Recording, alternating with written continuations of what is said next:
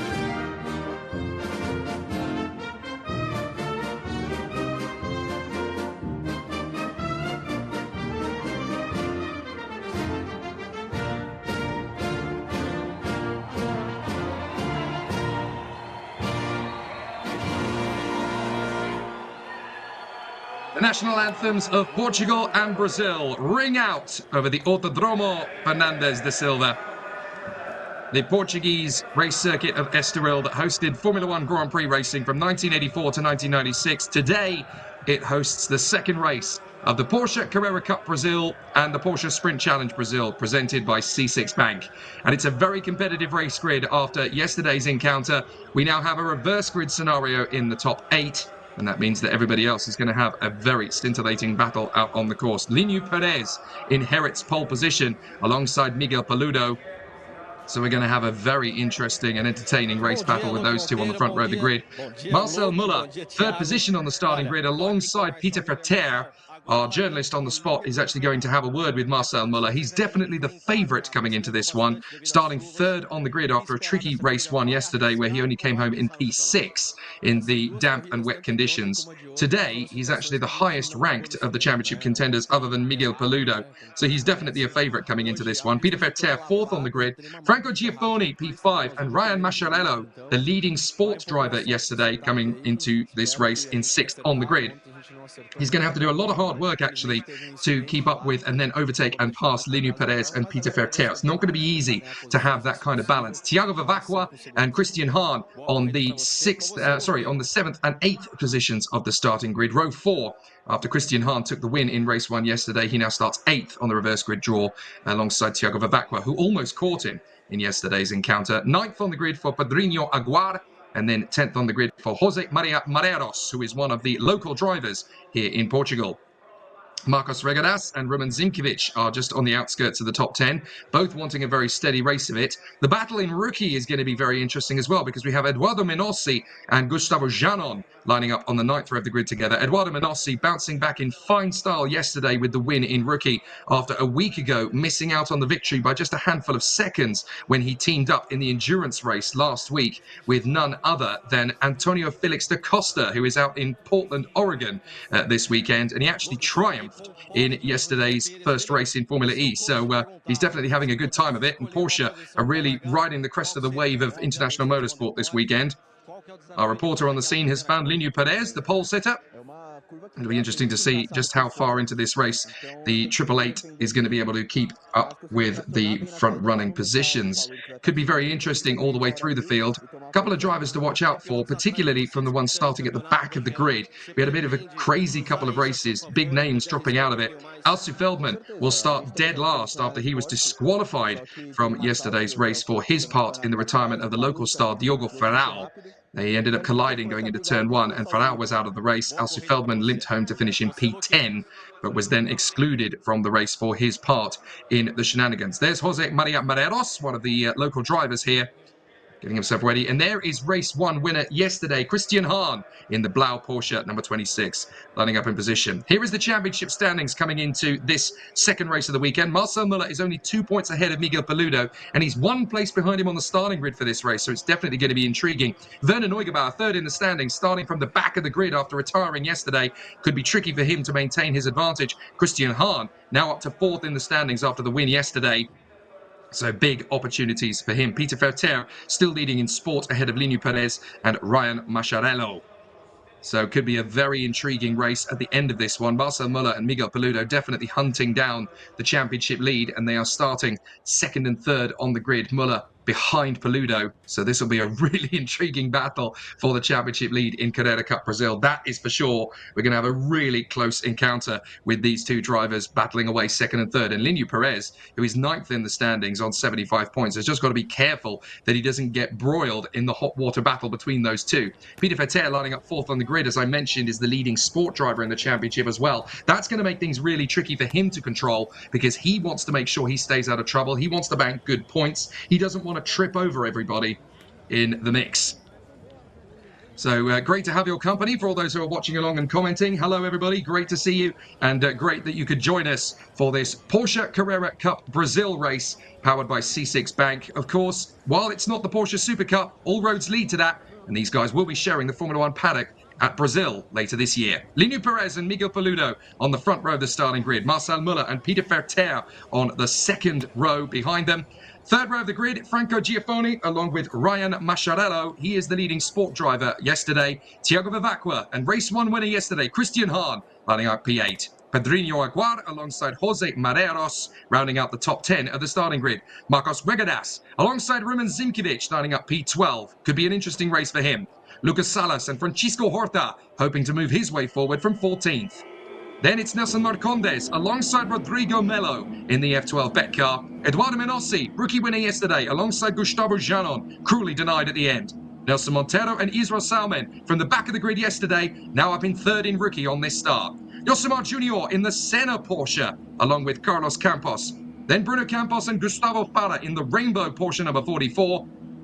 25th on the grid for Edu Guedes in the white with blue and gold. Piero Cifali lining up 26th. Then come the scrabblers from yesterday's race. Giorgio Frangoulis and Paulo Sousa, who both retired. Leandro Martins and the man who won the race last week with Rubens Barrichello down in 30th on the grid. Farao alongside Leonardo Sanchez in the UBS car. And at the very back of the grid, who was disqualified this race, they part in the collision with Diogo Farao. So a fascinating battle for the contenders then as we gear ourselves up ready for this exciting duel. 25 minutes on the clock, plus the additional lap at the end of time. And these drivers will be pushing their way forward to try and make a good race of it. Christian Hahn, race 1 winner yesterday. For those who've only just recently transferred over from watching the Porsche Mobile 1 Super Cup at the Red Bull Ring as a partner to Formula 1, well, these guys will get their chance to do that later this year at the Sao Paulo Grand Prix at Interlagos in the autumn. So these guys will get their chance to have exactly the same experience. Now, there's a car stalled on the grid. Can't quite make out who that is. I wonder if that's Eduardo Menossi, the man who won the rookie category yesterday. So if Eduardo Menossi has stalled out on the grid, that means he's got to start this race then from the back of the grid. If everybody passes your position when you're stationary on the grid, that means you can restart, but you have to join up the back of the grid. That's devastating for Eduardo Menossi if that's the case. It certainly did look like the pink number 85 that was shared last week in the endurance race with Antonio Felix da Costa, who of course won in Formula E yesterday in Portland and is going for 2 out of 2 later this afternoon. But a fascinating problem that is for Eduardo Menossi, not really the problem he wanted to go into this race with. Our onboard insets, we have Linu Perez, we have Christian Hahn, and unfortunately the camera kind of cut out before we saw who the third one was. But this will be a very tough race to negotiate. Lights are out on the safety car, so it's going to be a standard start rather than yesterday where we actually started the race behind the safety car and we completed the first 2 laps behind the pace car, and now it will come in and we'll get a proper 25 minutes of racing underway. Linu Perez on board with him. He is the pole sitter. It's going to be a fascinating race for him and he's going to be charging his way forward. So Linu Perez wants to make sure he stays in front of the title contenders, Miguel Paludo and Marcel Muller, who will line up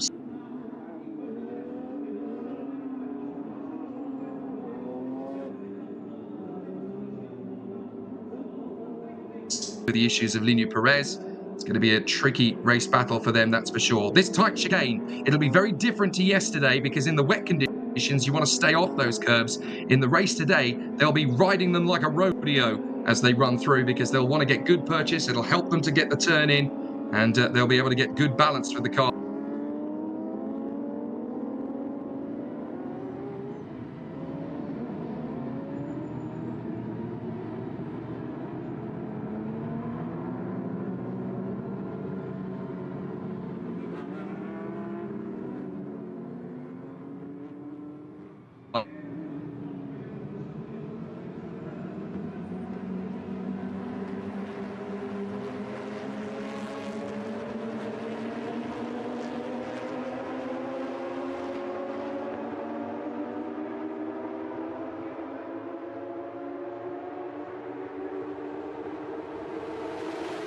They will charge down the straight, and it's go here at Estoril. All the 33 Porsches charge for the first corner, and it's a great start by Marcel Muller. He's already seeking his chance, and around the outside, it's going to go 3 wide through the first hairpin as Paludo manages to get himself around the outside. Paludo is wheel to wheel there with Peter Verter. Verter with a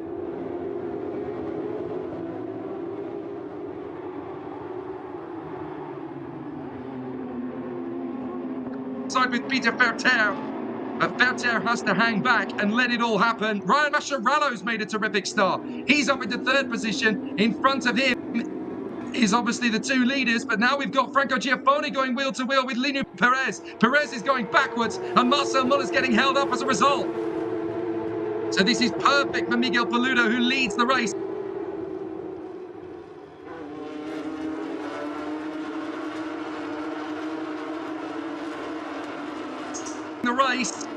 But a big spin, and that looked like Edu Guedes at the back of the field getting caught up in it as well. We'll need to see a replay of that. But a very tricky start to proceedings, that is for sure, as the drivers are still working their way round the midsection of the course. But Paludo leads the race. Ferter.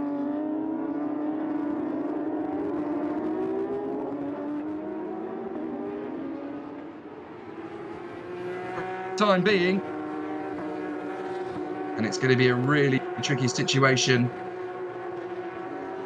But they continue. Onto the main straight they will come. Still the battles will rage.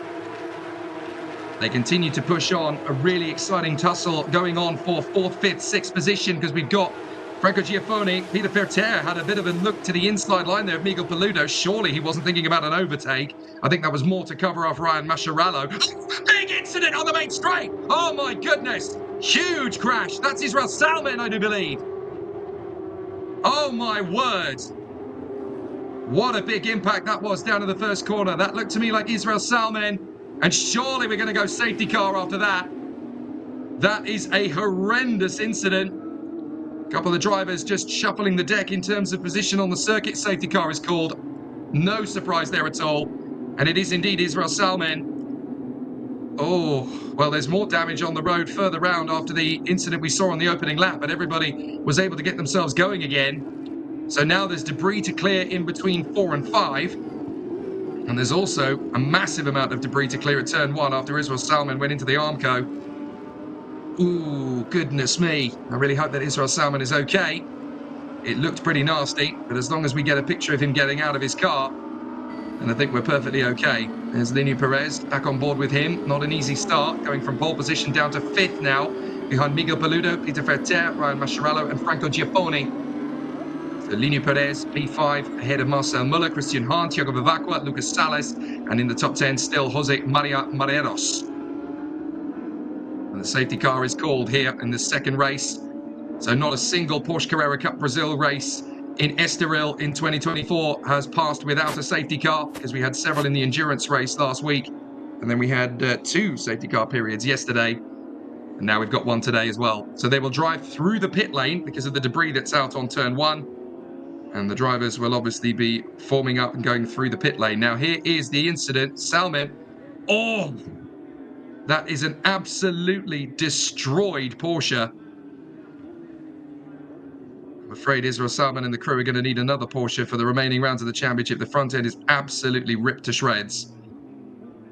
So the cars are making their way down pit lane, led by Miguel Paludo. Christian Hahn has worked his way through. He is in 7th position, so he's got ahead of Thiago Vivacqua at least. But that is the only car he's got ahead of. So this is not going to help Christian Hahn much, because it obviously takes away some of the green flag race time that he's going to have in preparation to try and take on the drivers up front in the championship fight. Really, really difficult, to be fair. A massive accident for Israel Salman, the rookie sensation. Now, we're going to have a look at the start again. So this is obviously going to be a replay of what happened off the line. It was a bit of a scary start, to be fair, because Lino Perez didn't quite react as quickly as Miguel Paludo, and that certainly made things a little bit more entertaining off the start. So as the drivers made their way around the final turn and onto the home straight, oh, great to see the drone shot, actually. Really close quarters racing up at the start. And we got to see flying down to the first corner. Once the lights went out, it was all about shuffling the deck, and we got to see some really exciting stuff out on the circuit, but almost 4 wide going down to turn 1. Paludo and Ferter both found their way around the outside of Lino Perez. Perez essentially got held up by his own cautiousness as they went through. Everybody just about making their way through the first couple of corners. Big slide from Miguel Paludo. He was very, very close there to binning it while trying to cover off Peter Ferter. Look how shuffled it gets on the main straight. It's almost like the peloton in Formula E as they go down to the braking zone for turn 1. It's one of the craziest starts you're ever going to see in the Porsche Carrera Cup. In Brazil, these guys take absolutely no chances whatsoever, and they go for it. They see a gap, they fill it with a Porsche. It's Paludo and Ferter going around the outside, and Ryan Mascherello is going to do the same thing. Everybody off the racetrack through that first corner. So what do? Do you penalise everybody, or you do just say, well, that was turn 1, we'll cope with it. Now, look in the background. That's the off that we saw from a couple of drivers. Into the wall goes Edu Guedes. So Guedes ended up in the wall there, unfortunately. Now, he's down at the back of the field with a broken front splitter. So he's now limping around, hoping to get that fixed. He is in pit lane to do that. But obviously, we didn't really get to see the second replay of Israel Salmen. So if we get to see that, we'll obviously talk you through it one more time. I don't see any issues really for Israel Salmen. I think he's out of the car. There is Edu Guedes in pit road after they've obviously managed to get him back into the pits again. And they should be able to salvage the rest of the race for him. Now, they've obviously cleared the wreckage at turn 1 because now the safety car is driving them past the scene. Look at the tyre marks you can see there on the screen from where Israel Salmen lost it. And there's a big dent, a sort of a pushback that's happened at that Armco at turn 1. It just shows you how much force Israel Salmen's Porsche actually hit it with. I've known in various other forms of motorsport, those Armco barriers can take a lot of punishment. I seem to recall a race in the trucks at Pembrey in Wales a few years ago where a truck actually went clean through the pit Armco. It's pretty scary when you hit that at full speed. But as far as I can tell, Israel Salmen is okay. Safety car lights are out. That is a good indication of Israel Salmen's condition, because if it was pretty serious, then we'd be looking at a red flag. So I would guess that Israel Salmen is out of the car. We've also seen one replay of the incident, and that's also a surefire sign that although Israel Salmen is out of the race, at least he's okay. We wouldn't be showing replays if he wasn't. So that is also a very good sign. So an interesting situation then on this restart. What can Christian Hahn in the Blau Porsche do from P7? He wants to get himself further up the ranks. In fact, he's actually put himself back behind Thiago Vivara. There is Israel Salmen. That's the replay of him walking away from his car. Thank goodness for that. That was the assurance I wanted. So he is all right. That's very good news indeed. So we can go racing in fine style, and the safety car lights are out. So we can focus then on the battle on circuit. 16.5 minutes roughly to go. And we're going to see some truly spectacular racing when we do go racing again. It's going to be a pretty tricky race for all of the contenders here as they get themselves back up to speed once more. Just watching the cars through the field. Well, Eduardo Manossi has been able to take his original grid position after initially stalling it, so he must not have been overtaken by the whole field. So that's why he was able to take his position again. Right, Paludo is going to back up the pack. He's already dropped the hammer out of the final turn, so it's actually quite a vapid restart from Miguel Paludo, but Peter Ferter has gone with him, so he's responded well in kind, and as they make their way down the straight, it's going to be a fast restart. It's green, green, green, green here at Estoril. And Paludo heads out in front of Ferter. Mascherello's going to have pressure on the far side from Franco Giaffoni. Watch out for Lino Perez on the inside line as well. Round the outside, Giaffoni nails Mascherello on the outside apex. Brilliantly done. Into third position he goes. And now Mascherello's got to try and fend off from the Porsche behind him. That's Thiago Vivacqua, having made a great start. Vivacqua going down the inside of Mascherello. And Marcel Muller's trying to put his Porsche on the inside of him as well. He wants to follow the manoeuvre. So can Vivacqua get through? Yes. Can Muller get through? He's going to have to wait. So Muller trying to go round the outside. And he's got to play patient. Bitterly frustrating for Marcel Muller. He saw Vivacqua made the move and think, right, I'm going to do it. Now he's going to have a run down the back.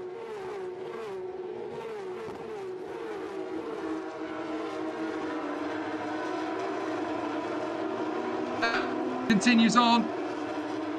And Muller is through on Mascherello. Christian Hahn is the next one to make an attempt of it. And he's going to make a very late lunge on the inside of Mascherello. You're never going to make that one work, Christian. I mean, there's trying to join the party late, but that was a very late manoeuvre. Now he's going to go for it, though, on the inside of the chicane. That's going to be...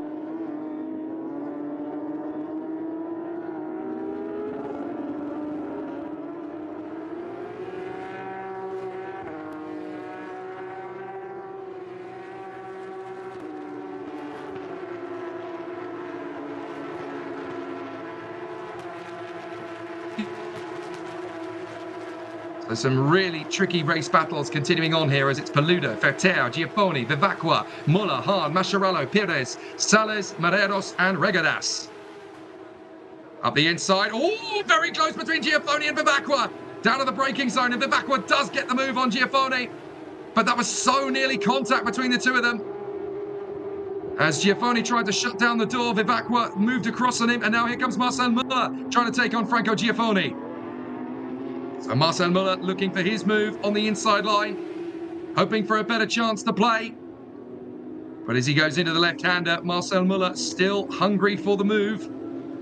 Miguel Paludo's having a great race. He's up in front and enjoying life in the lead. Second for Ferter, then Giaffoni, Vivacqua, Muller and Hahn. Mascherano, P7, then Pires, Sales, Mareros, Regadas. Safety car is called again. Safety car's been called a second time.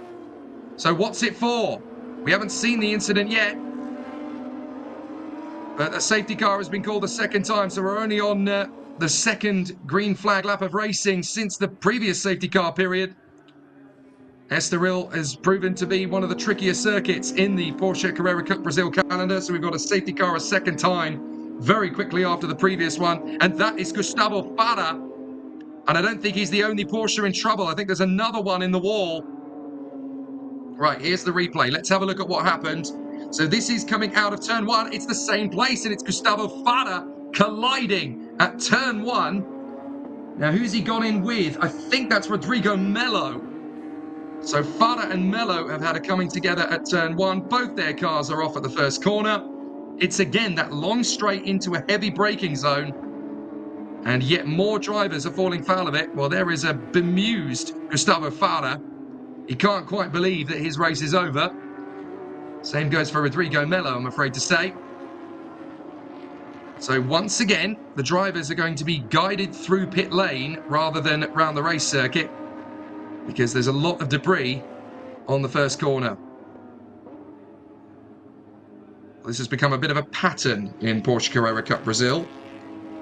So it's all pretty tricky.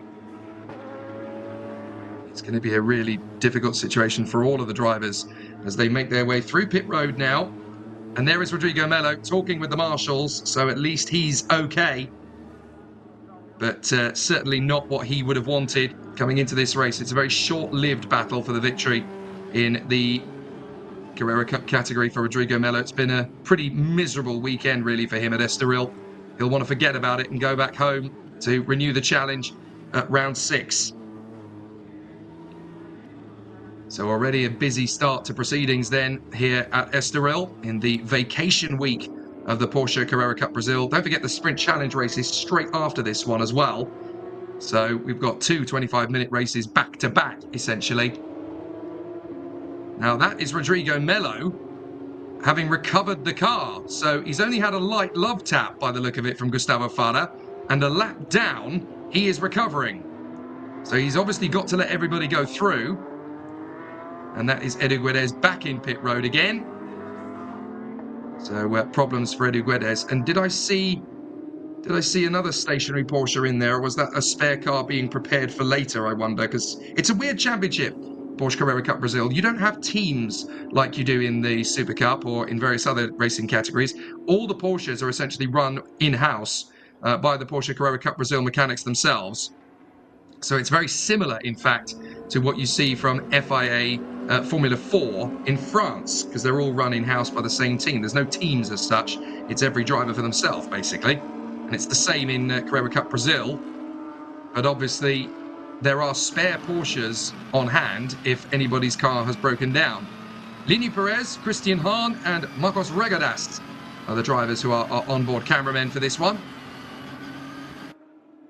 So Lini Perez, who is currently running in 8th, Christian Hahn, who is currently in P6, and Marcos Regadas, who is in 11th. So what is the state of play? Well, Israel Salmen is out of the race, as too is Gustavo Farah. Far too much damage to both those cars. Everybody else is trying to keep going.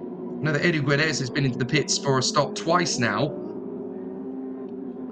So problems already for him.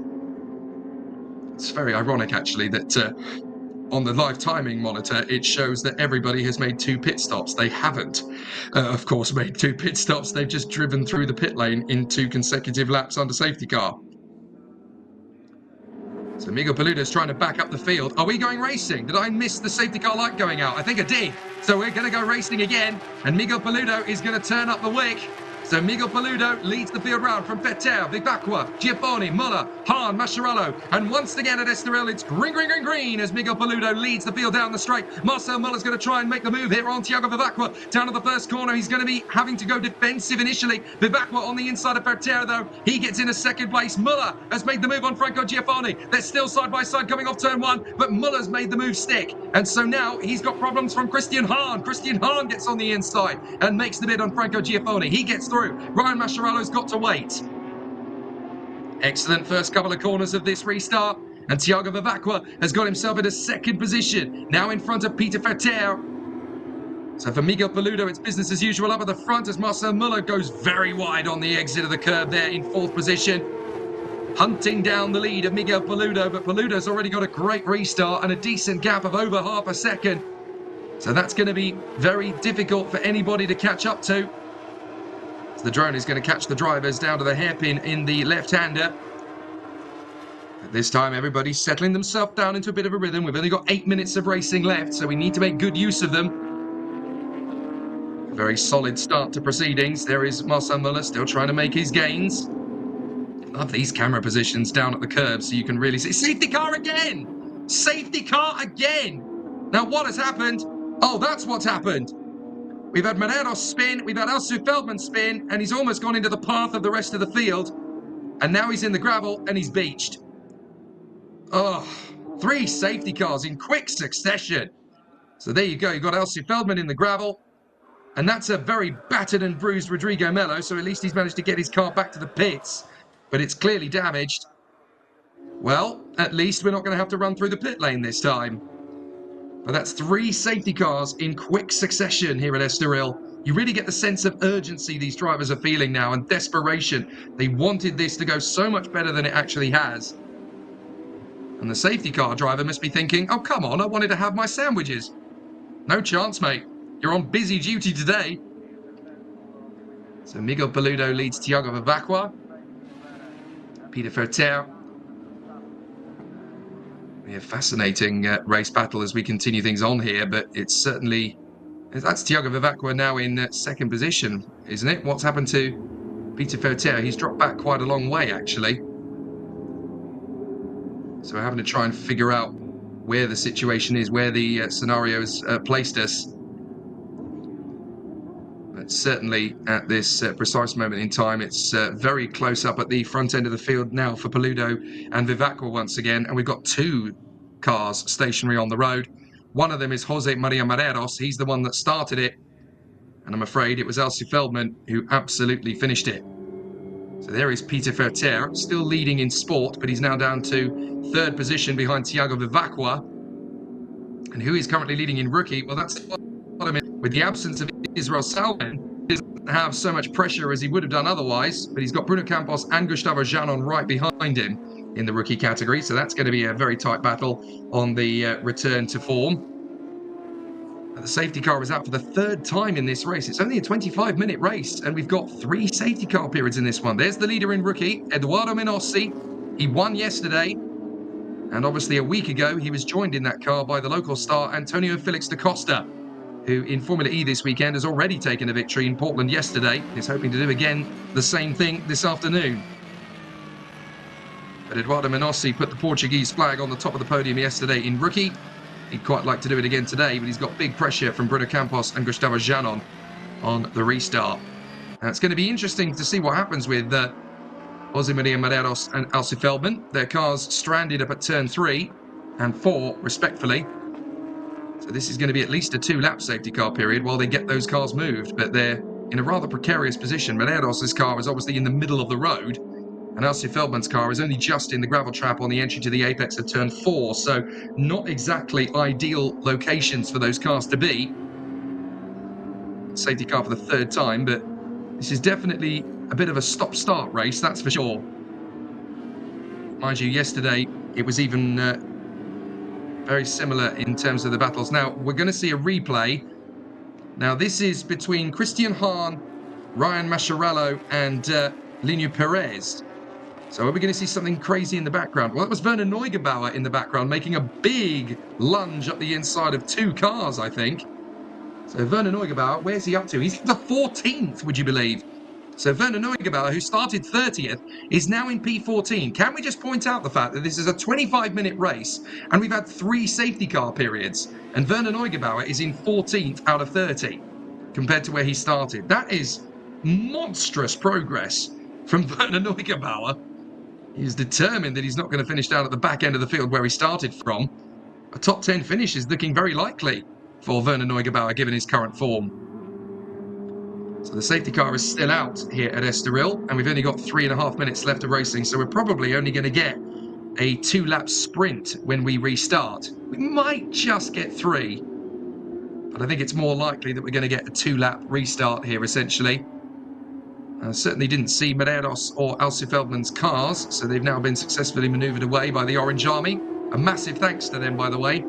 The marshals of motorsport do not get the credit that they deserve, and we can't do any motor racing of any kind at all without them, so we're bitterly desperate to make sure that they get their credence and the credit that they should do. What a shot. What a camera shot from the drone. You don't get to see that in many forms of motorsport, but in Porsche Brazil, they really do love to give the viewer the closest possible aspect view they could. That's a video game shot is what that is, but we've done it for real. Safety car lights are out. We're going to go racing this time by. So this is going to be an interesting situation for all of the contenders as we get ourselves ready for the start, the restart, I should say, of the Porsche Carrera Cup Brazil C6 Bank second race here at Estoril, live on motorsport.tv. Jake Sanson here in the box with you. And let's see what we're going to get from these last 2 laps, because I think it is going to be a 2-lap sprint to the flag. Can Miguel Paludo hang on and increase his lead in the championship?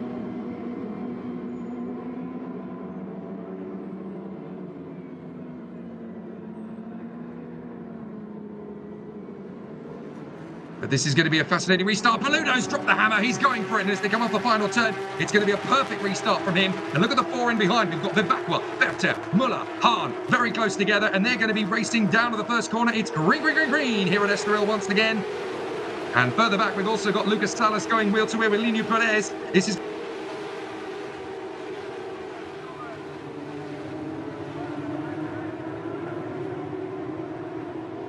the first corner. And there's a little bit of contact. Mascherano. And I think that was that Francisco Horta? No, that's got to be Lucas Salas taking avoiding action as they work their way through. That was pretty close stuff, to be honest. As Marcel Muller holds off Christian Hahn. There's a spinner in the background.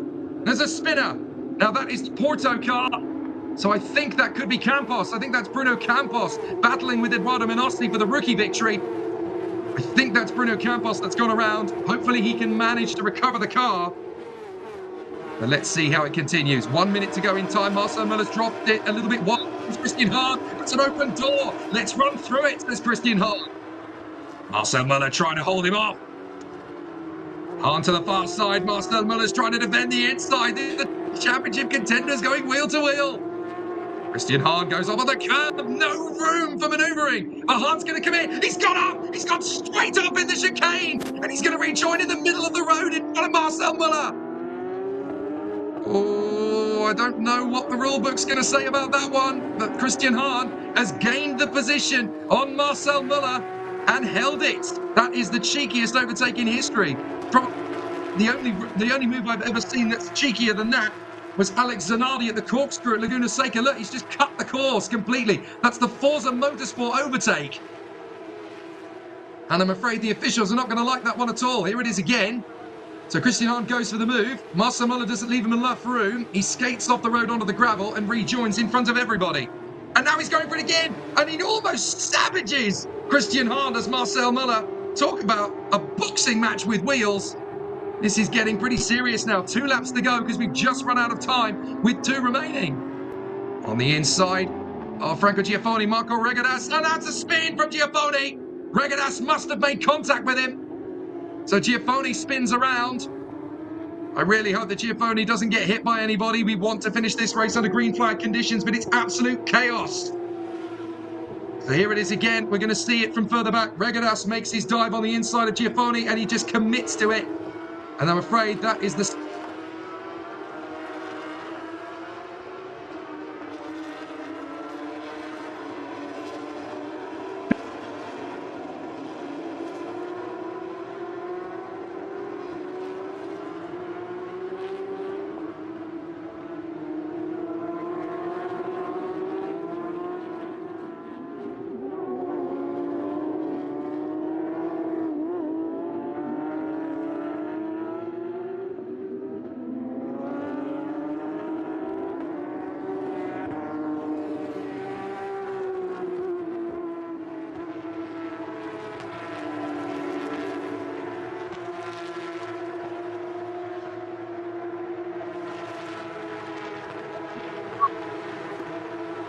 him. But I don't think Vivek was going to be close enough really to challenge him. Into the last lap we go. Is that...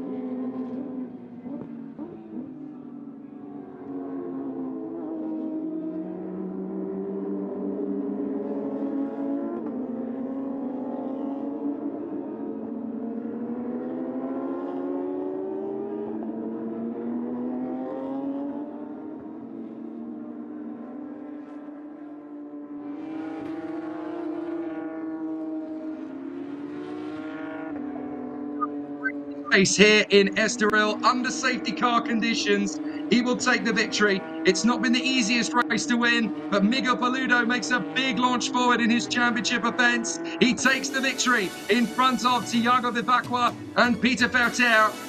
The race ends under safety car, and Miguel Paludo has come through for a very important victory. He now makes a big leap forward in the championship standings ahead of Marcel Muller.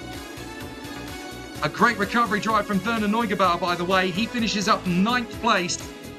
So he does score points after a very difficult race weekend. But what a crazy race battle that was. Christian Hahn finishes in 4th place ahead of Marcel Muller, and he's almost certainly going to be investigated by the officials for that manoeuvre earlier on in the race when he skated over the gravel track and basically rejoined in the Gran Turismo form of racing. That was pretty dodgy, to be fair, from Christian Hahn, but I have a feeling that's going to be investigated. They are pretty hot on penalties here in Porsche Carrera Cup Brazil. The sport winner is Peter Ferter, 3rd overall behind Tiago Vivacqua, and a great victory for him. An excellent display from Peter Ferter. Great to see him take the victory in the sport category. And further back, there is the rookie winner in 13th place, Eduardo Minossi. He makes it 2 out of 2 and wins on home soil again. Excellent pair of race wins for Eduardo Minossi.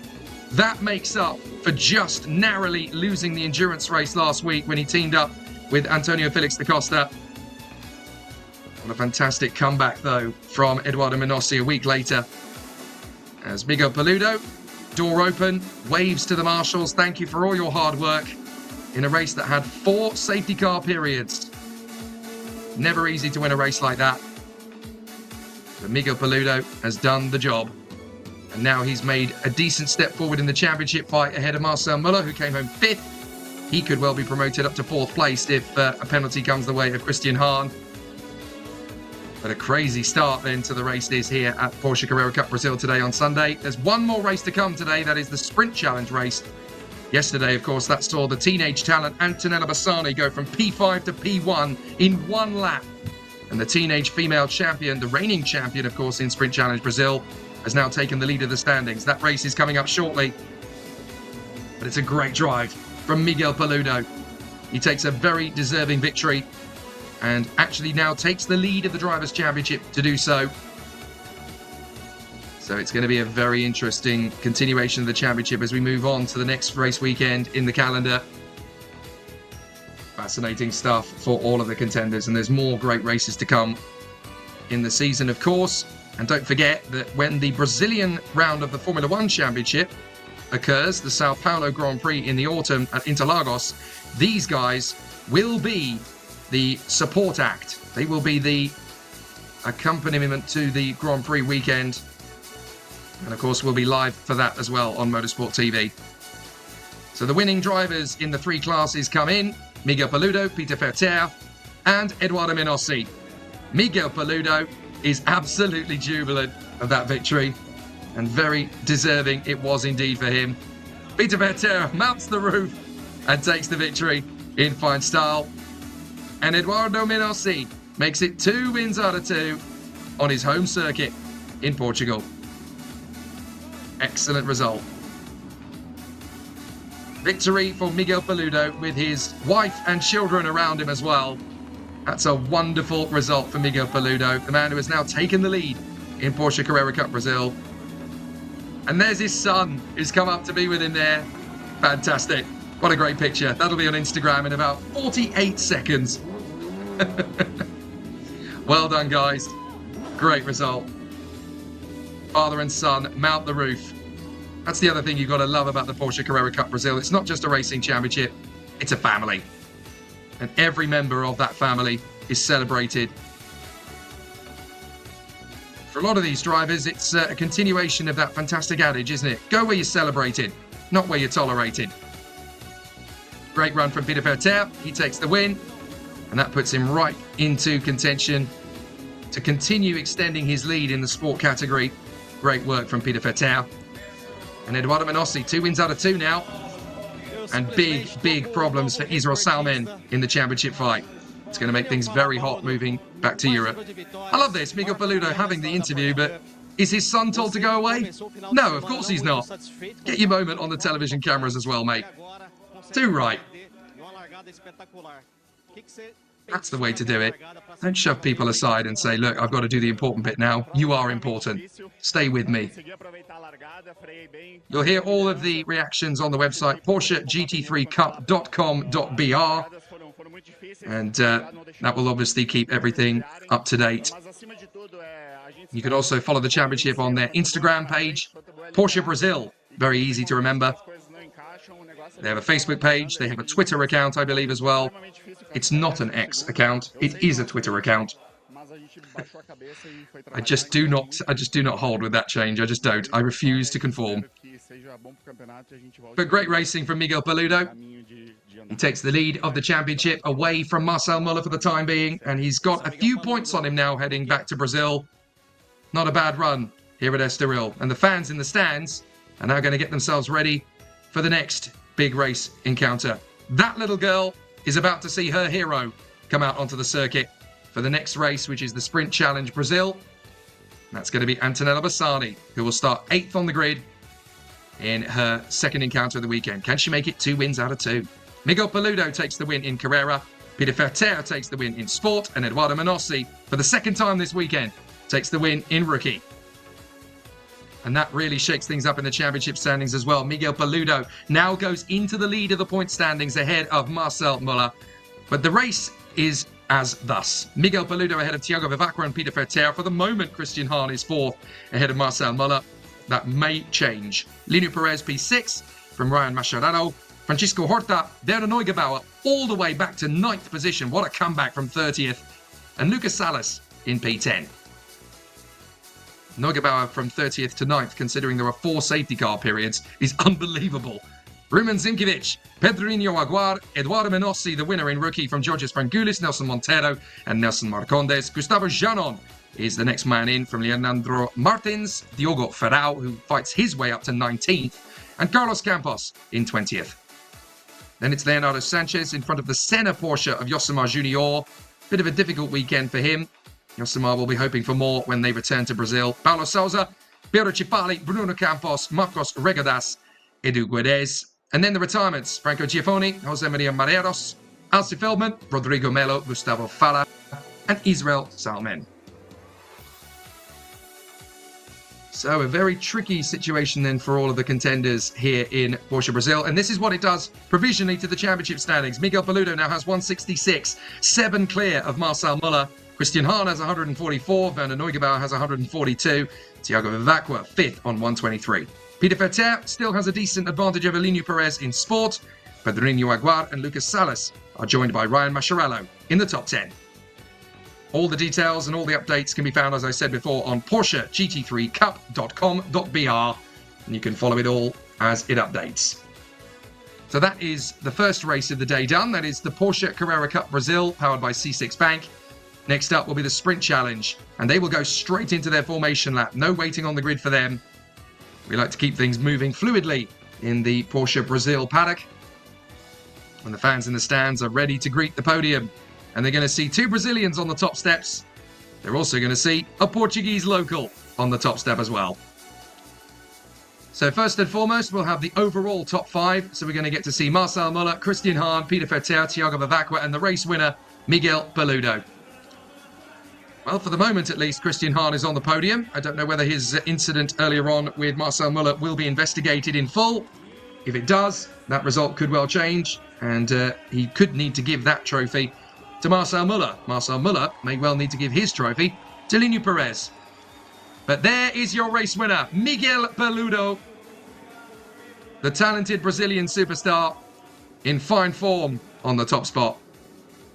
Marcel Muller takes decent points for 5th position. He would have wanted a little bit more from that race, starting 3rd.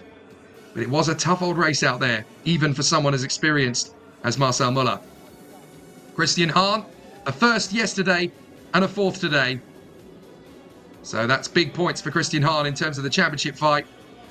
Can he continue this bandwagon rolling as they return back to their native Brazil? Great run from Peter Fetter, 3rd overall. Excellent result for him. Very deserving indeed. Had a lot of pressure to lose a lot of places. He didn't lose any. Great run there from Thiago Vivacqua as well. Charged his way through to 2nd place. Very deserving of the runner-up spot. But the golden trophy goes the way of our race winner, Miguel Paludo. The Brandt Porsche squad have done exactly what they set out to do today. And that puts Paludo into the lead of the championship by just 7 points heading back to Brazil. Estoril, you have been magnificent to our Porsche Carrera Cup Brazil drivers. We are so grateful. We can't wait to come back next year. But for now, here in Estoril, the boys get busy with the fizzy. Excellent work from Miguel Paludo. And that, again, puts him into a very strong position in the second half of the year. When they return to Brazil, the championship will be reignited with Miguel Paludo at the head of the pack. 2 more podium ceremonies before we start the Sprint Challenge race, because now we've got 5 different drivers to bring out onto the podium in the sport class. That means that Peter Fetter is returning to the podium for a 2nd time. And that podium will see Rumen Zimkiewicz in P5, Francisco Horta in P4, Ryan Mascherano in P3, Lineu Perez in P2, and Peter Fetter will return to the podium on the top spot. Great to see Miguel Paludo celebrating with his family there after a fabulous race victory for the Brandt squad. So now the top 5 drivers in the sport category will make their way to the podium. Of course, in Porsche Carrera Cup Brazil, it's not the top 3 you see on the podium, it's the top 5. It's not just about the great accolades, it's about enjoying yourself and having fun in Porsche. And the Porsche Brazil brand is such an important one to motor racing out in Latin America. And some great drivers here. The Brazilian flag resplendent on the top 3 steps of the podium, and it's even being worn by Rumen Zimkovic. He's very proud of his achievements, and he's got every reason to be. Can I share that, says Ryan Mascherano? Of course you can, mate. As the drivers get their way out onto the circuit to prepare for the race start in the Porsche Sprint Challenge Brazil. We'll go through the podium ceremonies very quickly indeed. Certainly for Peter Vertel, he's delighted to be on the top step of the sport podium. Excellent work from the drivers. They can be very happy with what they've done. I think they'll just send the Sprint Challenge Brazil drivers around a second time rather than worry about the television coverage. Missing the podiums. That's how you do it. So Rumen Zimkovic and Francisco Horta lifting their trophies on the podium. Ryan Mascherano gets another podium after his victory in the sport category yesterday. A third place is very deserved. Second for Lino Perez, more silverware for him. A very productive weekend at the office for the youngster. But for Peter Vertel, third overall and the win in sport. His lead in the class, undeniable. A brilliant performance all weekend from Peter Vertel. The boys get crazy on the podium with the champers, and they're having great fun, as they always do at the end of a Porsche Carrera Cup Brazil race. They shall return to their native land, and we will continue to follow them in the second half of the season. Don't forget, as I mentioned before, that these guys will be sharing the Formula One paddock at the Sao Paulo Grand Prix at Interlagos in the autumn. So these guys are just enjoying their championship battle so far. But later this year, they'll be the opening act. They'll be the B-side to Formula One. Great work from Peter Vertel and a great victory. The final podium before we begin the Porsche Sprint Challenge Brazil race. That is going to be a fantastic battle between the rookies. And what a battle it was. Piero Cifali getting 5th position on the podium. 4th place going the way of Paulo Sousa. He comes to the podium now. Leonardo Sanchez, a good recovery drive to come home in 3rd place. 2nd position for Gustavo Janon. But the winner for the 2nd time in as many races and the 2nd time in as many days, Eduardo Menossi of Portugal. So those flags behind the podium are going to be slightly inaccurate this time, because the man has actually brought the flag to the podium with him to make sure that there's no question which nation has gone to the top spot of the podium. It's Portugal. So there is a very satisfied Piero Cifali. A tough race weekend for him. Actually, thinking about it, I think Eduardo Menossi's actually brought the Brazilian flag with him. Yeah, it's the Brazilian flag he's brought. I wanted the Portuguese flag. Where's my Portuguese flag? Oh well, I'll wave the Brazilian flag anyway. He certainly brought the Portuguese flag with him yesterday. Did somebody give me the wrong flag? Yeah, they did. So he's put it down. Oh dear, Eduardo. You can't win them all, but you certainly did win it all this weekend on the track. So the golden trophy is given to Eduardo Menossi. 2 wins out of 2. He's happy with that. That'll do nicely. And that really helps him out in the rookie category. So 5 very happy racing drivers. Piero Cifali P5, Paulo Sousa P4, Leonardo Sanchez P3, Gustavo Janon P2, and Eduardo Menossi P1. Right, let's talk you through the grid now for the next race in the tow. And it's time to talk about the Sprint Challenge grid. Claudio Schimau lining up in pole position from Lucas Locatelli on the front row. Leonardo Herman on the 2nd row of the grid alongside Caio Castro. Third row is Andre Rosario alongside Caio Chavez. Gerson Campos is alongside reigning champion and race 1 winner Antonella Bassani. Vanya Pontes alongside Claudio Reina on the 5th row of the grid. 11th for Giuliano Bertuccelli. And then in 12th on the grid, it is Seba Malucelli. 13th and 14th, Luis Souza alongside Alcifel Benito. It's actually Alcifel Benito alongside Celio Brasil, I do believe. Then Eric Santos, 15th on the grid, and Matheus Roque in 16th. Sankyo Kim is alongside Miguel Mariotti. And then we have Sadek Leiter alongside Joao Poça. Just 20 drivers will start this race. Couple of absentees today. But the race is going to be a very tough one. Can Claudio Schimau fend off the challenge from Lucas Locatelli, Leonardo Herman, and Caio Castro at the start of this race. And what can Antonella Bassani do from 8th on the grid with her big rivals in the championship, Miguel Mariotti, Sadek Leiter, and the rest of the contenders starting way at the back? This could be a fascinating race battle. 25 minutes on the clock, and it's ready to race at Estoril. The lights go out.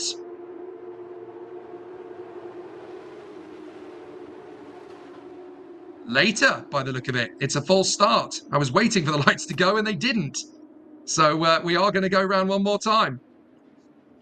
I do apologise for that very long pause, but I was waiting for lights to extinguish, and they did not. So the officials clearly looked at that and went, no, that's not a clean start. We're not letting that one go. So go round again. A bit like the karting days for these drivers. So they've decided that's not a clean rolling start. We'll let you go around one more time. Irritating, really, because we could have had that go around one more time and we could have finished the podium in the rookies. But even so, all fine and dandy. So let's talk you through the grid again in a bit more detail. Claudio Scimiao and Lucas Locatelli on the front row of the starting grid. It's an all-rookie front row, so that's going to be a very tricky run to the first turn.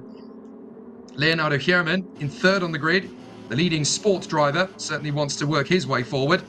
4th on the grid is Caio Castro. He's one of the favourites for this race then, being a challenge driver all the way up in 4th on the grid with 2 rookies and a sport driver ahead. He's definitely looking the favourite for this one as we ride on board with the man starting 5th on the grid, Andre Rosario, also in the challenge category. So if he can challenge Caio Castro, there's a very good chance of a strong finish for him. On board with Claudio Scimiao, the pole position sitter. Then in 6th on the grid behind Andre Rosario, we have Caio Chavez. 7th on the grid is Gerson Campos, who was 2nd yesterday. And the pole position, the race winner yesterday, I should say, Antonella Bassani, the 18-year-old reigning champion. She will start from 8th on the grid, and full credit to her. She went from 5th to 1st in one lap, Ayrton Senna style, yesterday. Can she do it again and get herself back onto the podium today? Pagno Pontes, 9th on the grid from Claudio Reina in 10th. Then Giuliano Bertuccelli, Seba Malucelli, together on the 6th row. Then Celio Brasil, alongside Alcifel Manito, the youngest man on the grid in the vintage Porsche racing colours. Matias Roque and Miguel Mariotti. He's going to be charging his way from 16th on the grid. Eric Santos, Sang Kim, Sadek Leiter, and Joao Poça. This is not going to be an easy race at all for Claudio Scimiao or Lucas Locatelli on the front row of the grid. A pair of rookies on the front row. This is not going to be easy. Thank you for joining us on Motorsport TV. Jake Sanson here in the commentary box for Porsche Sprint Challenge Brazil Race 2 here at Estoril. It's the weekend of vacation for the Porsche Brazil drivers as they are taking their weekly festival in Portugal. We had the endurance race last week, which was won by Werner Neugebauer in partnership with Rubens Barrichello. Now here we are, fantastic fashion in the Sprint Challenge Brazil. We've had 3 different winners from 3 races over this weekend. Overall, are we going to see a 4th? The drivers make their way down the straight. Claudio Scimiao and Lucas Locatelli. The lights will go out this time, I'm sure. Yes, they do. We're racing at Estoril. And it's 4 wide down to the first corner. Scimiao, Locatelli, Herman, Castro. Someone's got to blink as they get to the first corner first. Little bit of nudging, little bit of pushing and shoving around the outside. It's Castro. What a start from Caio Castro. He leads them as they come out of the final part of the section. And there's been a spinner further back. It's Alcifel Manito. He's tangled with Sang Kim, I do believe. So that could end up being a safety car straight away. As Antonella Bassani works her way forward, tries to stay out of trouble in the opening lap. But there's been a couple of drivers mixing it already in the start. And Antonella Bassani has decided to err on the side of caution and hang back a little bit. Kept herself out of hot water. And that's dropped her into 7th position, I do believe. So she's made a place, but it's just one. And she's going wheel to wheel already with another driver. Now that is going to be Andre Rosario, I do believe that she's going wheel to wheel way down to the first corner of the second sector. Dives through on the inside. And makes the move on the back straight. So Caio Castro leads the way. 2nd is Leonardo Herman. 3rd position, Claudio Scimiao from the pole. And that is the 2 cars that collided at turn 1. And it is Sang Kim who tangled there with Alcifel Manito. And we have a safety car. I'm afraid that was absolutely inevitable. Well, we've had a proper deck of cards shuffle at the front end of the field. We've also got damage for Sadek Leiter, I do believe, who has got into a different car because, of course, his was destroyed yesterday when he tapped the brake pedal while leading into the first corner on the start. And the car went straight into the crash barriers destroyed the front end. So Sadek Leiter is in a spare car today, and that car's now got damaged, so his repair bill is going to be quite considerable. So as they come around the final turn under safety car proceedings, they've been instructed to go through pit lane. So that's what they'll do. Caio Castro is the new leader after that magic start, 4 wide into turn 1, and he decided, no, I'm going to make this work. I'm going to take the lead. Excellent work. Let's have a look at the replay then of the start. Around the outside comes Castro. Where's the move from Alcifel Benito? There it is. It's 3 into 1. It's actually Sadek Leiter in the inside of Shang Kim and Alcifel Benito. So both drivers can look at that and actually argue, we were not the guilty party there. Sadek Leiter saw a move on the inside and went for it and pushed us off. That's what they'll say. Whether or not the officials will believe them or not, that's a completely different story.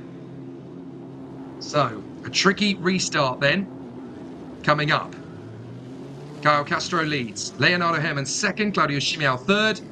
Gerson Campos in fourth from Celio Brasil.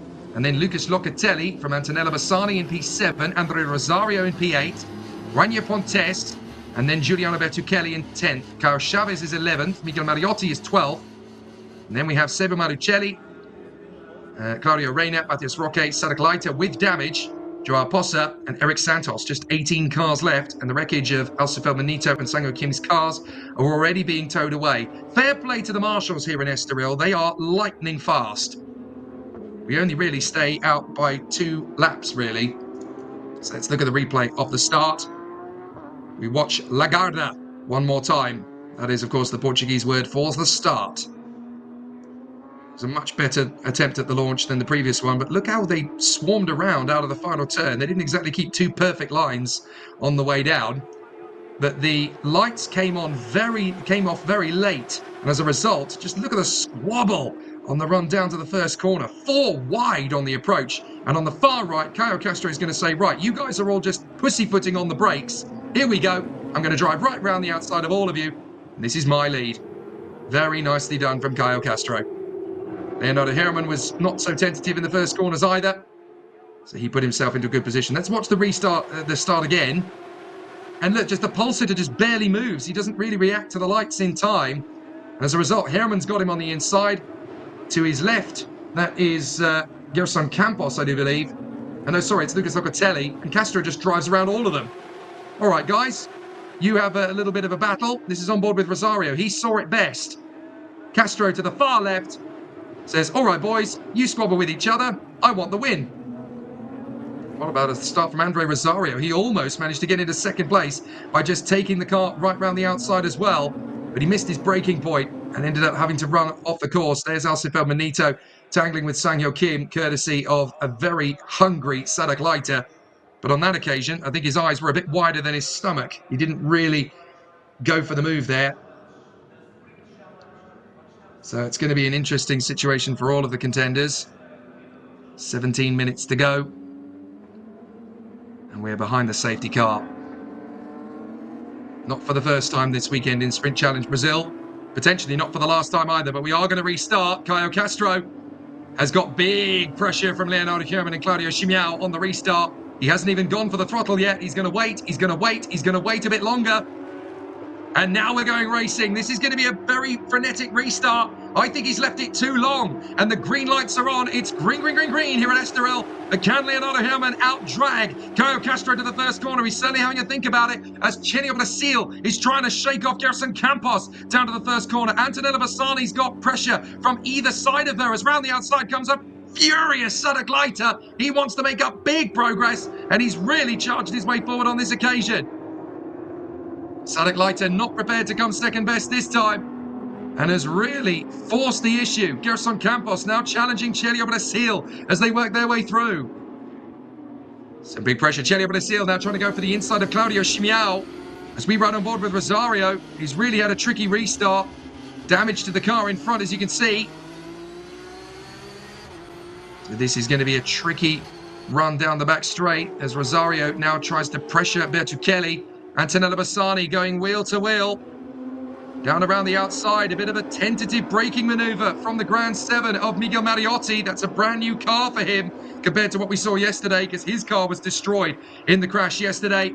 But Antonella Bassani is not phased, and she's not intimidated. She makes mincemeat of Miguel Mariotti. And now he's going straight further forward again. Next target, Claudio Chimiao.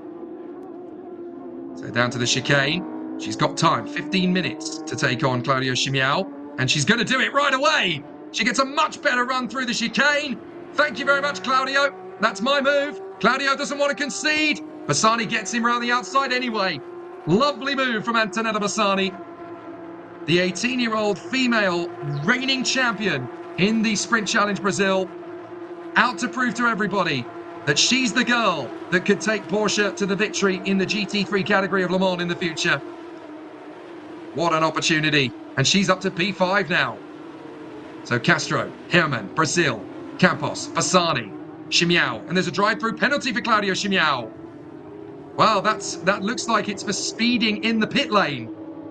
So Claudio Chimiao is going to have a drive-through penalty down in P6. That's very unfortunate indeed for Chimiao, the pole sitter of this race, of course. And that's ruined his race yet further, as Lucas Locatelli really struggles to hold the car through the hairpin. He's got to be careful because he's got pressure from Carlos Chavez, who has got his own pressure. That looks like Sibamanu Celli working his way further forward. As we watch Bassani go through the kink on the back straight. But there's pressure on Caio Castro coming from Leonardo Herman.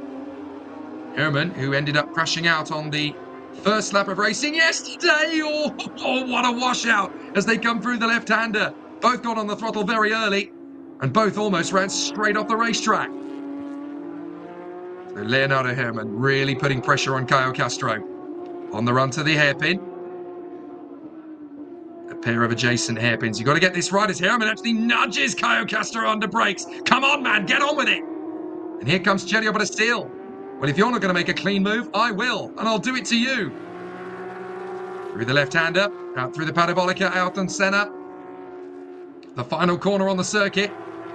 And back onto the main straight. The Coppet Porsche of Leonardo Herman, not out to take prisoners here on the tail of Caio Castro. He wants to go for the lead. This is going to be a tough one. Down the straight, Herman's got a great slipstream. This might be the chance to get the move on Caio Castro. He pops out. Castro is not able to defend valiantly enough. Herman is going to wait. He thinks better of it. So Caio Castro still leading the way. Herman putting him under some pressure. Chelio Brazil right there in third place as well. Then Gerson Campos, fastest lap of the race. The Golden Girl, Antonella Bassani. She is the fastest driver on track now, 1:44.062. That's over a second quicker than the leader. She could catch them before the end of this race. We've got 12.5 minutes. Antonella Bassani could make it 2 from 2, and that really would make her the dominant championship leader going back to her native land. Castro, Herman, Brazil. Little bit of a gap. Then Campos and Bassani. Bassani wants to make this move on Gerson Campos sooner rather than later. Herman putting Castro under pressure. Down to the hairpin. There's the video game camera angle. Castro gets it wrong. Herman on the inside. They're going to spin out. Oh, Castro goes around. Pick a direction to go in. Gerson Campos is hesitating. And that's enough for Antonella Bassani to get through into third. So Herman has pushed Castro out of this race. Now he's got to try and hold off Chelio Brazil with Antonella Bassani in third. The gates of Valhalla are opening up for Antonella Bassani. She can't believe her luck. So Chelio Brazil is right in behind, and that's in the gravel for Caio Castro. He's not just in the bin, he's out of the race. And that's going to be a safety car, surely. He'll be beached there. And Leonardo Herman is almost certainly going to be investigated. It could be a slam dunk penalty, and the safety car is out. Wow. Drama for the lead of this race then, as Leonardo Herman makes the move on the inside of Caio Castro, and it backfires. Let's look at it again. So Castro drifts wide. Herman sees the gap. That's my moment. No, it isn't, says Caio Castro. And they collide. Castro spins, goes backwards into the gravel. He tries to recover the car. Here's Herman again, look. Just sees the gap and thinks, right, that's my moment. No, it's not, says Caio Castro. Do you know what? I'd actually say that's 6 of one and half a dozen of the other. I'd say Herman making a very ambitious move, but Castro also making a very ambitious maneuver. That's in Antonella Bassani's crew.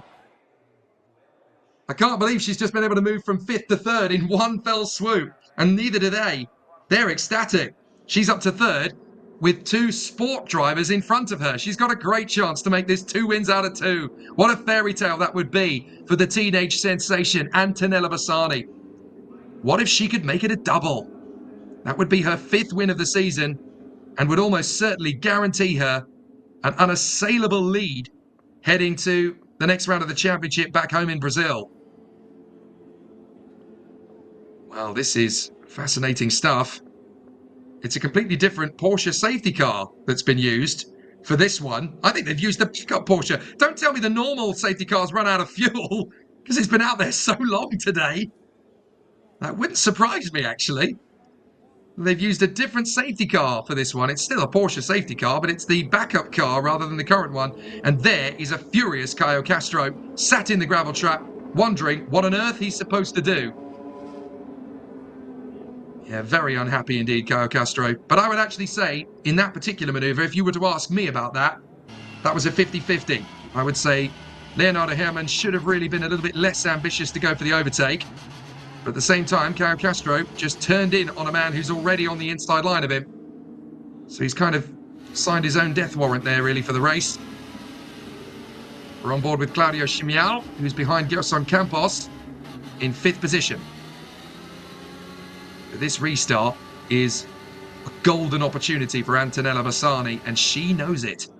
Leonardo Herrmann is your leader. Celio Brasil is second. There's a good chance Herrmann is going to be investigated. And it is under investigation, of course it is, between Caio Castro and Leonardo Herrmann. So they are currently investigating that incident between the 2 cars. But is it going to result in a penalty for Herrmann? It's difficult. It's really difficult, because you could argue, well, Herrmann has sliced up the inside midway through a hairpin radius and pitched Caio Castro into a spin. Conversely, to play devil's advocate, you could also say, well, Leonardo Herrmann actually got shunted into by Castro shutting the door in his face. So Castro has taken himself out by being too defensive. So it's a difficult one to call. Do you penalise either of them? I mean, on paper, yes, Herrmann has pitched Caio Castro into a spin and taken the lead of the race. As into the pits to fix some damage, by the look of it, comes Seba Malucelli in the 100% car. Oh, he's got a puncture. So that's a left rear puncture for Seba Malucelli. But we're under safety car, so he can change the tyre, get himself back out there, and have a really good run for the victory in that particular category. Because Seba Malucelli, well, he's going to have a tricky run of it. He could still make the podium, though. If he manages to get a good restart, he could actually make the podium, Seba Malucelli, in the sport category. Because Matthias Roque and Giuliano Bertuccelli are only 3 cars up the road from him. And in his spare car, Sadok Leiter has not made the progress he would have wanted either. He's in 14th. Miguel Mariotti's up to 8th. That's good work. But I think he's going to run out of time here to really challenge Antonella Bassani's authority. She's in 3rd position. She doesn't have to rush this at all. A 1st and a 3rd is excellent for the championship. But she's got potential here to take on both Leonardo Herrmann and Celio Brasil. She beat them both perfectly yesterday. And with 6 minutes left when we restart, roughly, I think that could be an opportunity knocking for Antonella Bassani. But she can't afford to go too aggressive, because Gerson Campos is not far away, nor is Caio Chavez and Miguel Mariotti. The lights are out on the safety car. Here we go. The final 6.5 minutes of the weekend here in Estoril. Can Antonella Bassani do the unthinkable? Can she win the double? That would more than make up for the ignominy of having the mechanical problems they had last week in the endurance race, when she teamed up with the Red Bull athlete and X Games skateboarding medalist Leticia Buffoni, who is back in Ventura in Spain this weekend, bidding to become a 13-time X Games medalist. She'll be tuning in, no doubt, in between stints. And what an opportunity it would be for her to see her teammate take 2 wins out of 2. Can girls drive?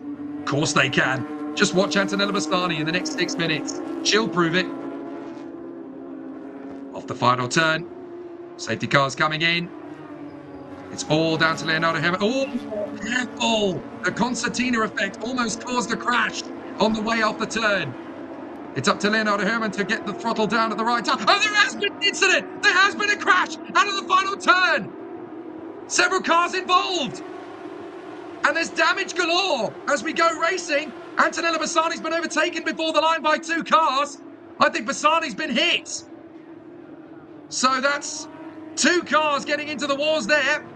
That's Miguel Mariotti and Rania Pontes. I think they've managed to get the start too early. Now that could come back to Bassani once again, but she can't afford to get the red mist. As Pontes runs wide, Bassani's back in a 3rd position quickly.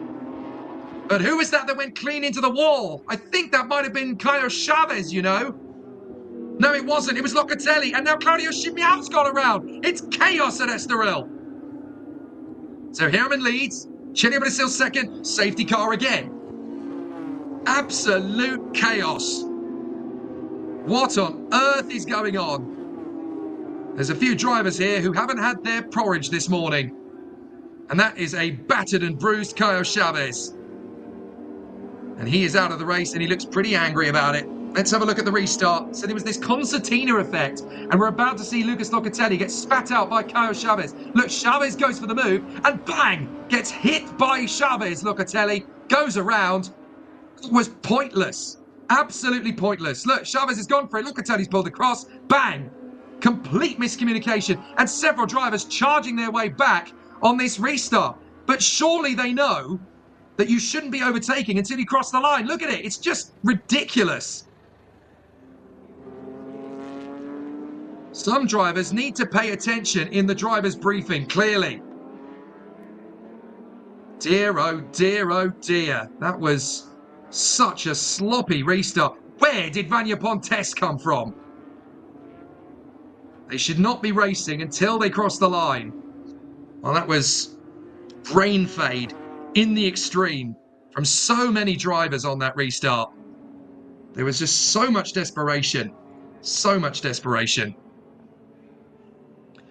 Well, 3 minutes and 25 to go, and there's a lot of debris to clean up here. I have a feeling this race may well end up under the safety car.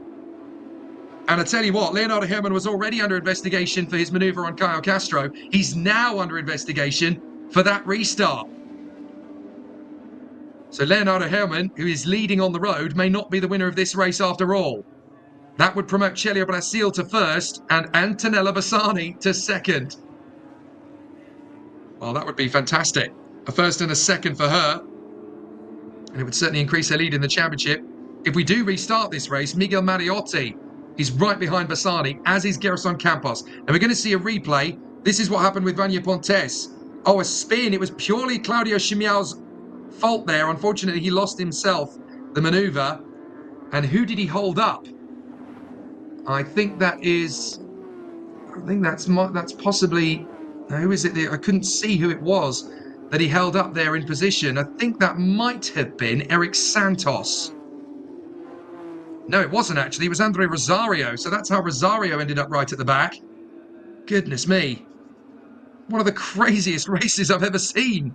Never mind in Porsche Sprint Challenge Brazil. Another replay. We're going to see something else. Now, this is the restart. This is why Leonardo Herman is being investigated. Because he backed off, went for it, backed off, went for it. And that's caused the concertina. Look at it. It's a real shuffle of the deck. And bang, it's caused the incident, technically, between Chavez and Locatelli. Absolute chaos. So Leonardo Herman, desperate to win this race and ready to do anything to make it happen, may have just thrown himself out of the game here. What a shame. And I'm afraid that's 2 separate investigations then for Leonardo. One for his incident with Caio Castro, the other for that restart. So it's looking increasingly unlikely that Leonardo Herman is going to be able to take the win from where he currently is in the lead of the race. Lucas Locatelli is thundering down the pit straight, marching very angrily indeed. There is poor Andre Rosario, who got held up by the spun Claudio Chimiao. Now, as we cross the line this time by, there's going to be just under a minute to go. If we clean the circuit quickly enough, we can at least have a 1-lap sprint. But is it going to be safe enough to do a 1-lap sprint? And for Antonella Bassani, does she really care if she gets one? As Leonardo Herman is leading in sport and leading overall, but he's under 2 separate investigations, Leonardo Herman. So, I mean, how lucky a driver does he need to be to get out of the penalty that he may get from Caio Castro's incident? And then on the restart as well, he's got a separate investigation. So there could be 2 penalties coming Leonardo Herman's way. If that's the case, then Celio Brazil is now the leader of this race with Antonella Bassani right behind him. So if we get one lap sprint, all Bassani's technically got to do is get past Celio Brazil, and she will almost certainly win both races this weekend. What a performance from Antonella Bassani. The final few seconds of this race, there is a bit of debris, but it might be raceable. 3, 2, 1, time's up. Now there's Vanya Pontes. He is the leader in the rookie category, but after that restart, will he be allowed to keep that? He might be under investigation for his very early launch. So I've got a feeling that the race result, provisional as it will be, is going to have some changes at the end of it. But are we going to get a one-lap sprint? Because we're on the penultimate lap now, because we've run out of time. It's 25 minutes plus the additional lap. So are we going to get safety car lights out? We're going to get a one-lap sprint. Oh boy, oh boy, oh boy, is this going to be good. Leonardo Herman, Celio Brazil, and Antonella Bassani. One-lap sprint here at Estoril for the race victory. Now, whatever you do, Celio, keep calm. The man in front of you has got 2 investigations. Celio Brazil does not need to race too hard here, but he's going to race for pride. He's Brazilian. They wear their hearts on their sleeve as racing drivers. This is all about passion. This is all about pride. It's all about bragging rights. I don't want to win in the steward's office. I want to win on the track. I'm going to get you, Leonardo. So if Antonella Bassani is a smart cookie, which we know she is, she's just got to take her time with these two. They could end up tripping over each other. Now, Leonardo Herman is already under investigation for one sloppy restart, and he's the man who will lead them around again. Don't go with something daring. That's better. Go with convention. He nails it halfway through the final turn. He's got a much better launch than Celio Brazil. Antonella Bassani's gone with them, and they will launch forward. It's green, green, green, green. 1 lap to go here at Estoril. We've got a 1-lap sprint, and Antonella Bassani's got a great run on Celio Brazil. Behind them, Geração Campos has got a better run on Miguel Mariotti, and he's going to go for it. He's going to commit round the outside of turn 1. Geração Campos, wheel to wheel with Mariotti, and he's nailed it. Brilliant move. But he drifts wide on the exit. Mariotti's going to get him back again. Comes back through into 4th place. So Geração Campos will go wide on the far side. Goes out wide through the hairpin, tries to cut back for the switch. These two are going to be dueling all the way to the flag. Geração Campos is looking left, looking right, trying to find some space. No room at the inn at all. So Leonardo Herman still leads Celio Brazil and Antonella Bassani. Side by side, Mariotti and Campos. Campos still trying to find his move. In the background, we can see Matias Roque and Vanya Pontes having a great duel as well. Round the outside. Surely that's not going to work for Campos, and it doesn't. Mariotti holds the inside line.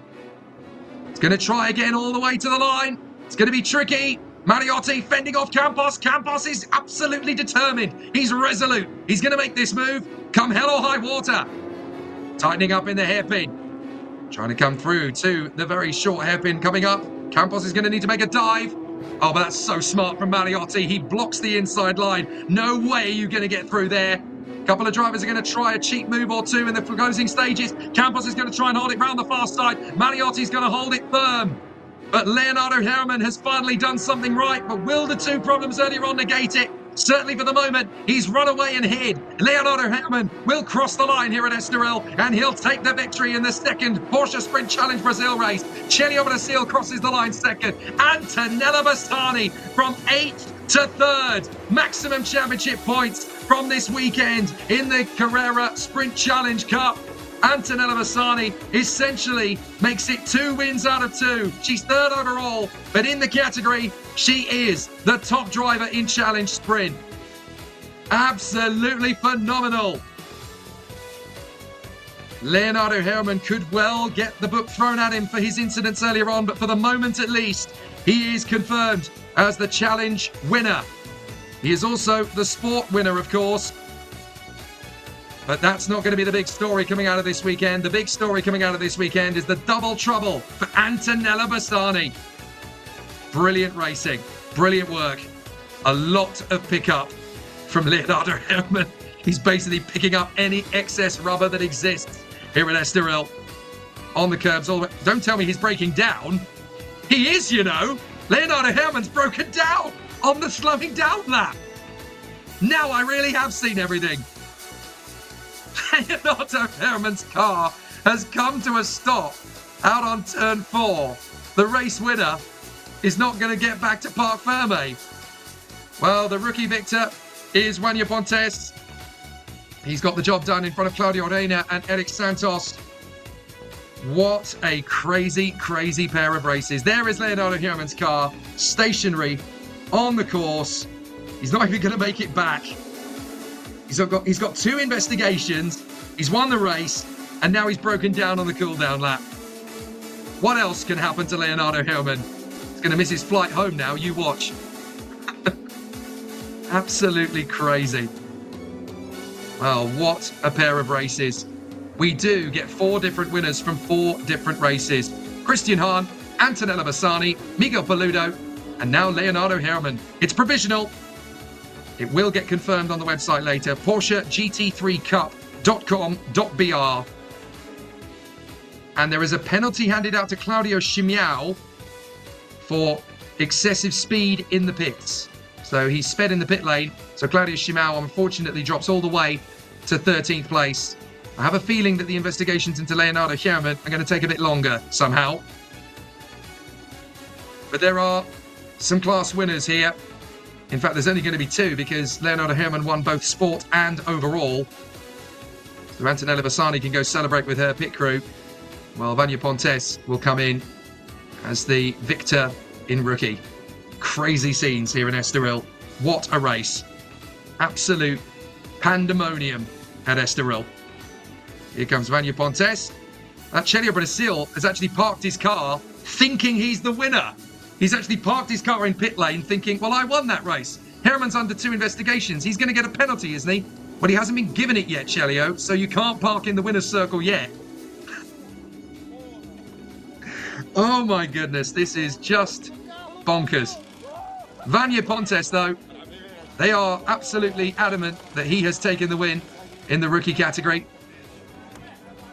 His penultimate restart may have left a bit to be desired, but he certainly beat Claudio Reina and Eric Santos home, and that is a very happy Vanya Pontes.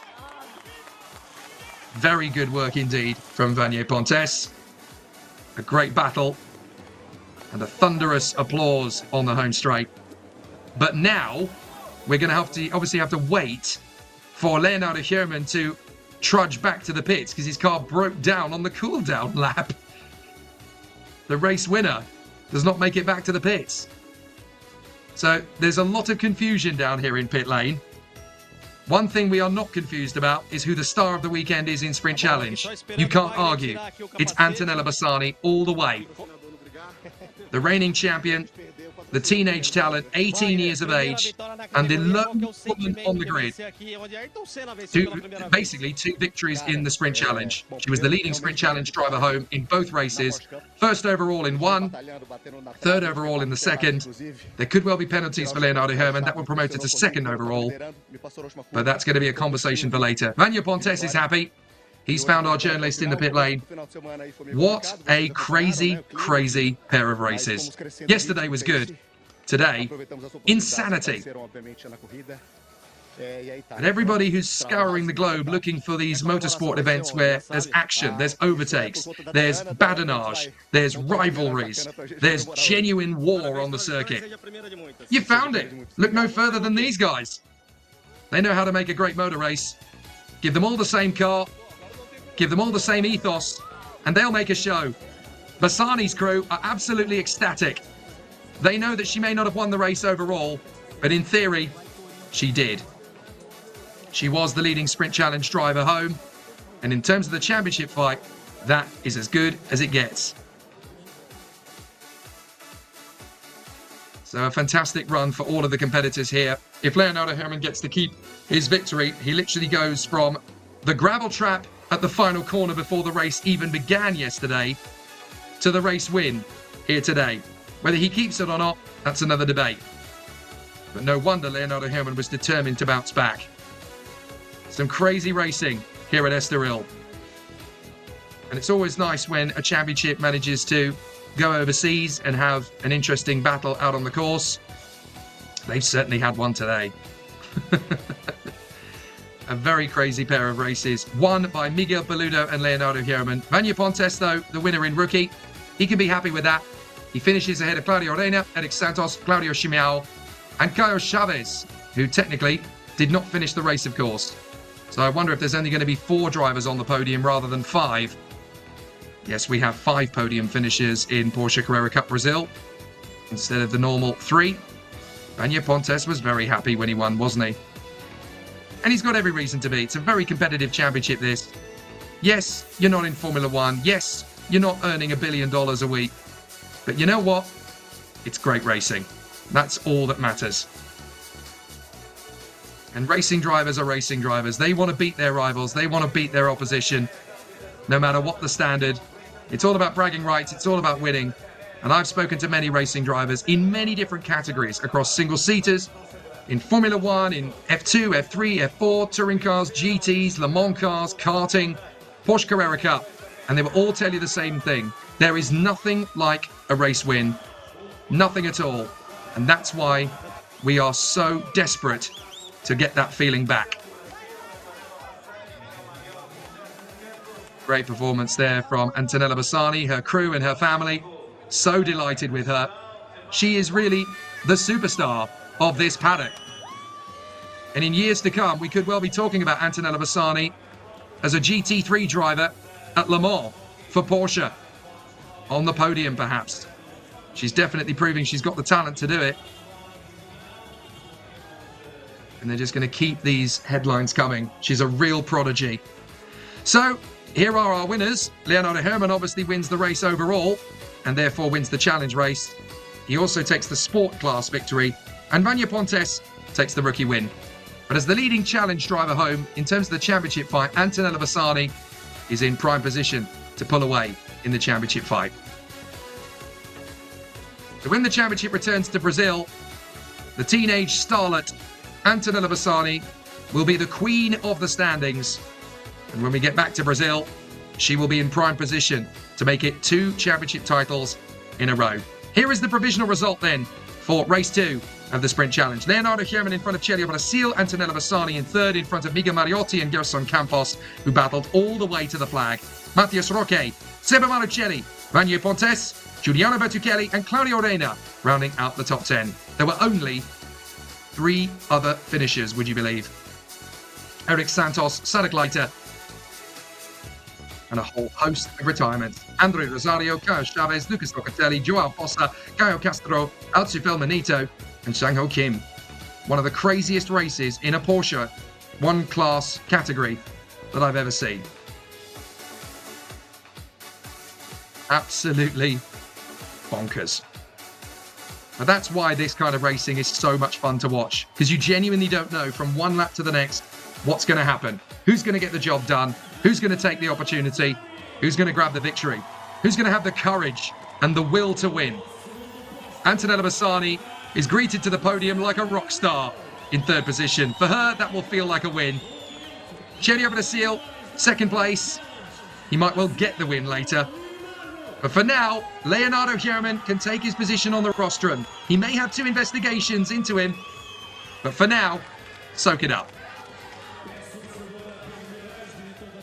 If you want to follow along and find out what the true result of the race will be in a few hours' time, you can do so, of course, on the website PorscheGT3Cup.com.br. 5th place for Gerson Campos. He can be very happy with that. Miguel Mariotti, 4th position in his spare car. That's a very big win for Miguel Mariotti. Driving in a car that's not set up for him. One of the spares. Did a great job. 3rd place for Antonella Bassani. Enjoy the moment. She is a rock star here in Portugal. And absolutely the right rock star too. 2nd place for Celio Brasil. Not a bad race from him. And a very deserving P2. But on the top step of the podium comes the man who has held them all off after a crazy race, Leonardo Herman. Whether he'll keep that after his incident with Caio Castro and whether he'll keep that after his restart earlier on remains to be seen. But for the moment, he can soak up the moment and enjoy the victory here at Estoril. So the race drivers from Porsche Carrera Cup Sprint Challenge Brazil get busy with a fizzy and they enjoy and soak up the moment. Well done. Can't wait to see them back on home soil once again. But we're very grateful to everybody here at Estoril for putting on one heck of a show. One heck of a show. Can't wait till we return in 2025. The racing has been relentlessly exciting. Non-stop badinage throughout. If you want action, you're in the right paddock. You've got it. And you've got it in spades.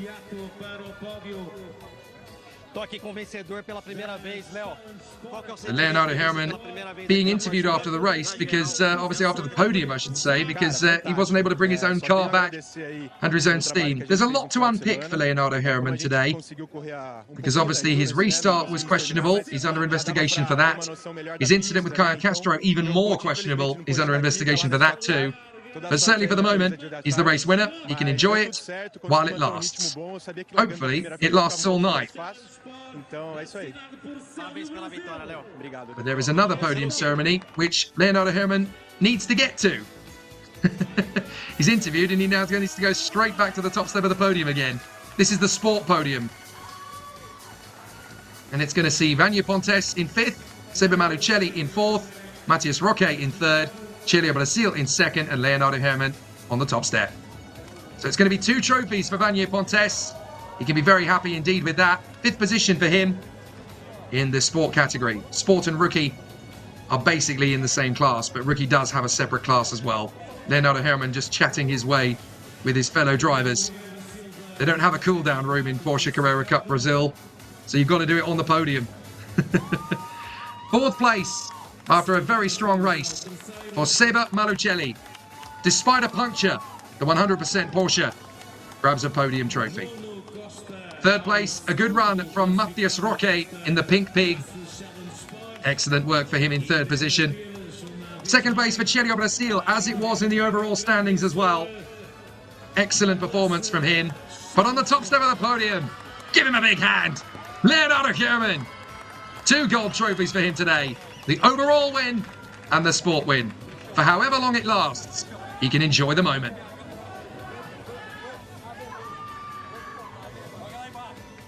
So as all 5 drivers hold their trophies aloft, we will be preparing, of course, for the rookie podium straight after this. The only driver that will return for that is Vanja Pontes. And it does look as though we've got 5 drivers ready to stand by for that. So celebrations then for the boys. They put on an excellent showcase out there, and Leonardo Herrmann, despite all the pressure from Chilio Brasil, Antonello Bassani, Miguel Mariotti and Gerson Campos, and of course earlier in the race, trying to get his way past Caio Castro. He certainly made it through, traded paint to do it, but it'll be fascinating.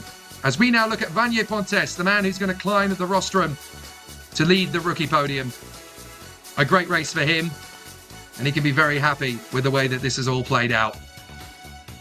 Excellent race from Vanja Pontes. He finishes 8th overall out of the 13 finishers. And we're only just going to have 5 rookies, I think, on the podium. So a very tricky race battle then for Vanja Pontes to hold off his fellow drivers. And there is the rookie podium. And Caio Chavez is on it. So that will be good for him. Not where he wanted to finish at all after getting 3 trophies yesterday, of course. 2nd overall, winner in sport and rookie yesterday. So 5th position will feel a little bit ignominious, really, for him. He comes home with the 5th place trophy. That's a lot of silverware to take home with him on the plane back to Brazil. That's going to cost a lot of excess baggage. 4 trophies. That's quite impressive.